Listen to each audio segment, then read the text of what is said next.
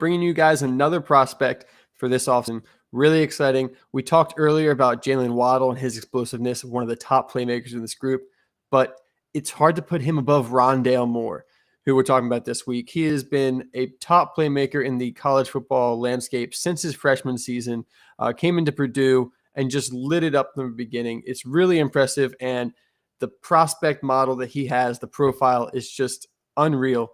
It's really unique, and we're going to break it down today.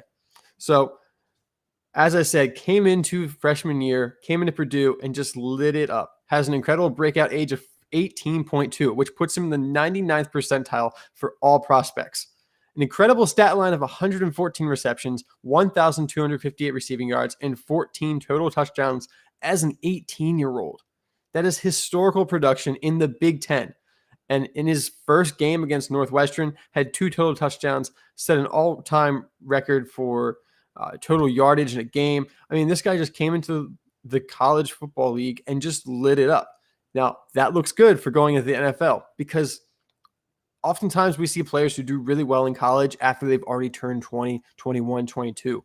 If a player is doing well in college at 18, then I feel pretty good about them doing well in the NFL at 22.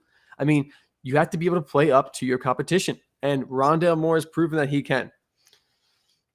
The next couple of years were a little bit rough. His sophomore year, he had an injury, missed most of the season. And then this past year with COVID, with the Big Ten season being not a thing for a while, he opted out, decided to opt back in for a couple games, then opted back out again.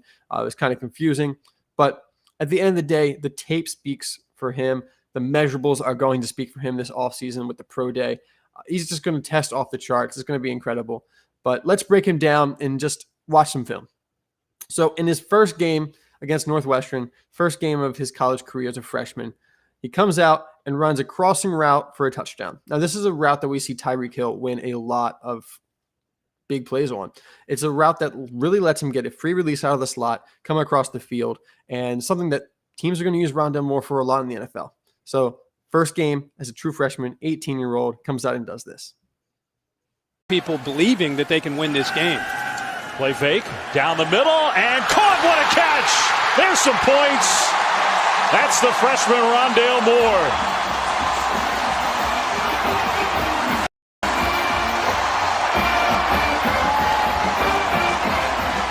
Overcommit, come downhill. They're reading, expecting run, and look at the hole right behind them. And because of that, he's got to throw that on a line before the safety can come over and make a play on it, which he did. Impressed with the hands. Moore uses all hands. True freshman goes up, makes the play, and the Boilermakers are up on the board. He does squat 600 pounds as a kid who's 5'7", 175 or thereabouts. As you heard, 600-pound squat as an 18-year-old who only weighs like 175 pounds. Once again, the athleticism is just off the charts. That's the first drive for them. Second drive, he grabs the sweep coming around the backside in motion, takes it for a touchdown. Who has not run the ball much in this first quarter. They will give it on a little jet sweep. Rondale Moore will get the first down and much more. How about this kid into Northwestern territory? I don't think they can catch him. Moore, touchdown. Wow. Him right here, get outside and make a nice block. The big block you're talking about comes from out here. 9, Terry Wright gives great effort. There's the ball handed off, blocked by the tackle. Boom. How about that block? Then he shakes this defender. Wright's not done. 9, he's still trying to help out. Still trying to lead the way. There's the speed. The big fellow, 51, no chance of catching him. Blake Gallagher chugging along down the sideline. Great block there. Wright picks it up. But this is the move right here. Boom, foot in the ground, cuts back on the corner. Trey Williams. And then there's the speed to be able to get to the outside. You're not going to catch him out there. His speed is incredible. He's most likely going to run in the 4.3s, even with the pro days. I mean, we might see him in the 4.2. We don't know how those pro days are going to look, but I just keep saying the athleticism. And he's much more than just an athletic player. He's a great wide receiver. We see him run good routes. He stacks cornerbacks when he runs go routes and flies. And he's just all around a great player. That's why he's going to have day 1, possibly early day 2 draft capital. He's going to be a top wide receiver in this draft class, currently my wide receiver 5, and just does a lot of things really well. He's going to get some comparisons to kind of a Tavon Austin, a Percy Harvin for being a little bit of gadgety, and he was used that way at times, a lot of screens, a low ADOT, average depth of target in college, but he's much more than just a screen player. He does run some good routes. He can really separate the next level, I believe.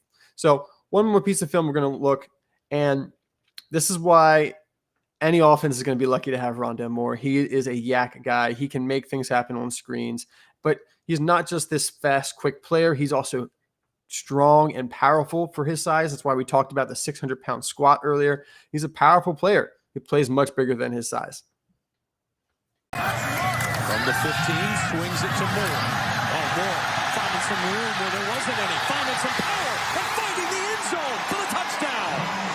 Well, you see his power as he cuts back. He hits Zach Bond right in the chest with his shoulder. Look at this. Boom. Is able to get. It's impressive. He looks like a running back at times out there. And he's only 5'9", 180 pounds. There are some concerns there for his longevity as a player. We've seen some players come in at that size who haven't been able to last very long. But I think with how he plays, like I said, he plays bigger than his size. He's thick. He has a good frame to him. He can gain a couple extra pounds and still play the same way he currently plays. I have no worries about his size. And he just plays very physical. I'm not worried about it.